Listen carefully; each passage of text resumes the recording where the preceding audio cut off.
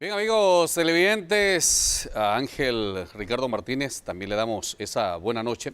Dicho sea de paso, ayer hablábamos de que la característica definitiva de las relaciones interhemisféricas es la presencia, dicho sea de paso, de Estados Unidos, una potencia de alcance global. Y hoy vamos a concentrarnos en ese país precisamente para comprender por qué y cómo llegó a ser lo que es hoy.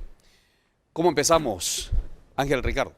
Una manera de introducción podríamos decir que Estados Unidos no solo es la principal potencia de la actualidad, sino que es la potencia más poderosa de toda la historia. Simple y sencillamente, ningún ente político había tenido un poder y una influencia tan grande a lo largo y ancho del planeta. Desde el punto de vista geopolítico, Estados Unidos en sus fronteras actuales es lo más cercano que existe a la perfección.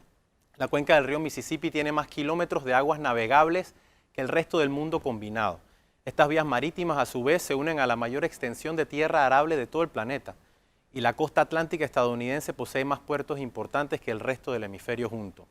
Y de cara al exterior, dos océanos inmensos separan a Estados Unidos de las potencias europeas y asiáticas, un desierto enorme lo separa de México y grandes lagos y bosques lo separan de los centros demográficos de Canadá. Estados Unidos tiene, de lejos, más capital, excedente alimenticio y aislamiento físico que ningún otro país del mundo. Por eso los estadounidenses, al igual que los panameños, son importantes no por lo que son, sino por el lugar en donde viven. Muy bien, entremos, Ángel, un poco en detalle. ¿Cómo fue que 13 colonias en la costa atlántica de Norteamérica se convirtieron en lo que es la potencia más grande jamás vista? Bueno, las 13 colonias nacieron en una terrible posición geopolítica. Eran completamente dependientes del sistema imperial británico, que era la potencia del momento, y eso las hacía enormemente vulnerables. Por lo tanto, su expansión hacia el oeste era una necesidad económica y militar, era simplemente una cuestión de supervivencia. Para llevar a cabo esa expansión, los estadounidenses se encontraron con un escenario prácticamente inmejorable, que eran unos nativos que no representaban una amenaza seria y que fueron expulsados y en algunos casos incluso exterminados, y sobre todo una situación política en Europa en la que Francia se preparaba para las guerras napoleónicas. ¿Y qué tiene que ver Francia en todo esto? Bueno, Francia controlaba la región de Luisiana y resultó ser que vendérsela a los colonos estadounidenses les proporcionaba a los franceses dinero para sus guerras y además les quitaba de encima un dolor de cabeza. Y así, por el equivalente a 236 millones de dólares en la actualidad, Estados Unidos adquirió en 1803 más de 2 millones de kilómetros cuadrados del territorio más importante de todo el hemisferio. ¿Cuál fue el impacto de la compra de Luisiana en este caso muy particular? Bueno, la compra de Luisiana, que es ese territorio que vemos ahí, facilitó nada más y nada menos que la expansión cultural más grande y más rápida de la historia. La base de todo esto es que la característica física más importante de América del Norte es la red de ríos que hay en el centro del subcontinente. En el centro de esa red se encuentra el río Mississippi. En conjunto, estos ríos forman la red fluvial más importante del mundo. En otras palabras, comprando Luisiana, los estadounidenses adquirieron el control del corazón de Norteamérica. ¿Y cuáles fueron los próximos pasos? Bueno, una vez que los Estados Unidos controlaron la cuenca del Mississippi y empezaron a expandirse hacia el oeste, era momento de establecer las fronteras. En la guerra de 1812, esa guerra supuso la retirada británica de Norteamérica y eliminó la amenaza de Canadá, que es un país que no tiene las bendiciones geopolíticas de Estados Unidos y al que por ende no le queda de otra que evitar la confrontación con su vecino del sur. Bueno, ¿y en el sur? Al sur, ahí la cosa fue un poquito más compleja. En 1819, Washington obtuvo el control de la Florida a cambio del reconocimiento a un reclamo español sobre Texas. Esa jugada fue brillante porque los estadounidenses sabían perfectamente que el imperio español ya estaba, como decimos aquí en Panamá, listo para la foto. Para ese momento, la mayoría de las colonias terrestres españolas, incluyéndonos a nosotros, se habían independizado. Y una de esas colonias, que era México, constituía en ese momento la amenaza más importante para los estadounidenses, porque la frontera de México quedaba apenas a 150 kilómetros de Nueva Orleans, que es la ciudad donde desemboca la cuenca del Mississippi. Entonces, gradualmente, Estados Unidos fue buscando una confrontación con los mexicanos, y esa guerra llegó en 1846. Esa guerra fue tan rápida que los estadounidenses llegaron hasta la mismísima Ciudad de México, y en el arreglo posterior de paz, los estadounidenses le quitaron a los mexicanos todos sus territorios norteños capaces de albergar grandes poblaciones, como sabemos California, Arizona, etc. Entonces la frontera se fijó en el desierto de Chihuahua y eso quiere decir que para mitad del siglo XIX México había desaparecido como una amenaza militar para Estados Unidos. Bien, es importante conocer en medio de toda esta situación, sí obviamente Estados Unidos llegó hasta el Pacífico, como podemos apreciar.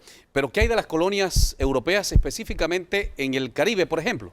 Claro, antes de llegar al Caribe, Estados Unidos empezó a concentrarse en el Océano Pacífico. Aprovechando su creciente capacidad económica, los norteamericanos compraron Alaska a los rusos en 1857.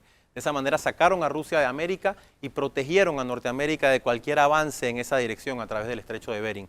30 años después, en 1898, Washington se anexó el reino de Hawái y así obtuvo no solamente el puesto de abastecimiento más importante de todo el Océano Pacífico, sino además un territorio que ha terminado siendo crucial para evitar cualquier invasión desde Asia. Es lo que hablábamos hace un rato del Caribe, Sí, bueno, específicamente. ahora llegando al Caribe, en el Caribe había un número mayor de islas y también había una presencia europea.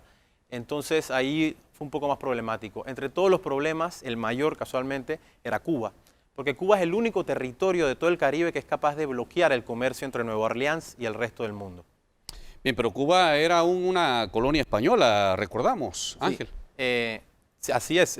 Y sin embargo, para finales del siglo XIX, digamos, el imperio español ya estaba en las últimas, ¿no? Ya prácticamente estaba muerto. Entonces Estados Unidos aprovechó esa oportunidad y en 1898 lanzó su primera guerra extranjera.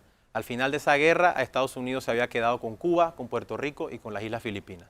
Muy bien, y apenas 5 años más tarde nos independizamos, en el caso muy particular nosotros. Exactamente. 5 años después. Como muy bien sabemos en Panamá, este proceso de expansión terminó con la inauguración de nuestro canal en 1914. Esa inauguración de ese canal cerró la cuenca del Caribe para Estados Unidos y facilitó la movilidad entre sus costas. Entonces, para efectos prácticos, para 1914, el Caribe ya era lo que un gran experto geopolítico bautizó como el Mediterráneo estadounidense. Muy bien, es el informe que nos presenta Ángel Ricardo Martínez, porque dicho sea de paso, ese mismo año empezaba lo que era la Primera Guerra Mundial. ¿Pero hay alguna relación en torno a esto? Por supuesto, ese tema de la Primera Guerra Mundial es la otra mitad del ascenso estadounidense. En términos simples, mientras Estados Unidos nacía, Europa se suicidaba, por más duro que suene, ¿no? En pocas palabras, si las guerras napoleónicas permitieron la expansión territorial de Estados Unidos, las guerras mundiales catapultaron a Estados Unidos a la cima del mundo. Y esa posición es la que sigue disfrutando hasta el día de hoy. A ver, ¿cómo se mantiene esa posición específicamente? Bueno, esa pregunta fue respondida hace ya muchas décadas por las mentes más brillantes de la geoestrategia estadounidense.